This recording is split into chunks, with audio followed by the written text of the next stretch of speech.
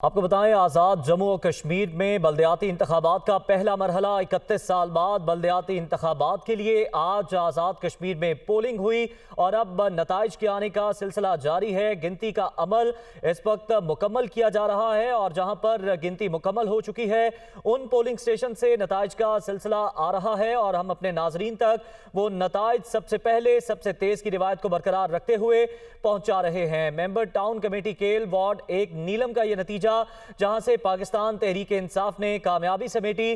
तनवीर इकबाल ने 288 वोट हासिल किए और शिकस्त दी। उन्होंने पाकिस्तान मुस्लिम लीग नून के चौधरी इश्तियाक को, नून लीग के चौधरी इश्तियाक जो कि दूसरे नंबर पर रहे, उनके हासिल करदा वोटों की तादाद 164 है। पाकिस्तान तहरीक इंसाफ ने यहां पर मैदान मारा है। पाकिस्तान तहरीक इंसाफ के उम्मीदवार तनवीर इकबाल 288 वोट लेकर कामयाब करार पाए, जबकि नून लीग के उम्मीदवार चौधरी इश्तियाक को शिकस्त का सामना करना पड़ा। उन्होंने 164 वोट हासिल किए।